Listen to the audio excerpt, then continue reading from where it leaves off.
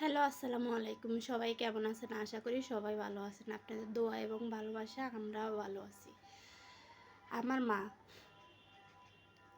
আমরা ৫ বোন ৩ ভাই। তো এদের ভিতরে সবাইকেই খুব ভালোবাসে। সবসময় মা, বাবা ছোট সন্তানদেরকে সবসময় বেশি ভালোবাসে। তো আমাদের একটা সুন্দর ফ্যামিলি, সুস্থ ফ্যামিলি, স্বাভাবিক ফ্যামিলি। কিন্তু আমার মার পিছনে যে লাগছে গো, বিশ্বাস করতেন না।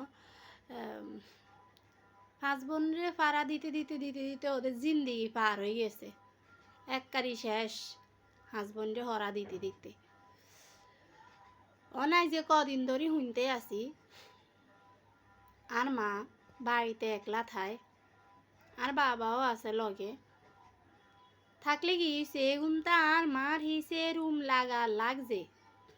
সারাক্ষণ শুধু আর মার হিসে লাগানো থাকে। কোনায় কোন কথা কইছিনি, কোনায় কোনটা হইছিনি, কোনায় কোনগার কাছে গেছিনি, আজকে কি রান্না করছে, হলামাইয়া কোনগা কবার ফোন দিছে, কোনগার কি হইছিনি।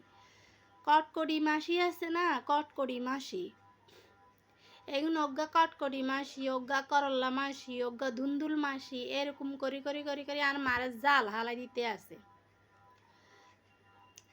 তো তোরা যেগুনে এরকম করস, তো তোকে কি লাভ হইব? তোকে তো জিন্দগি হার হয়ে গেছে, কতগুলো জামাই মরে গেছে, কতগুলো জামাই আছে।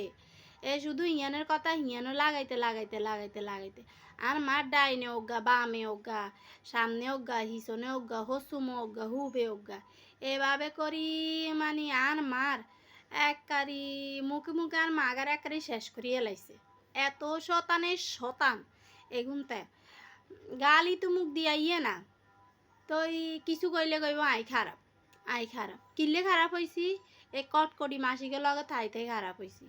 অন্তরা ইয়েস চাকা আর হরি আরে রাঁধি খাবার, আর হরি আরে কলচের পিত্ত বড়ি খাবা।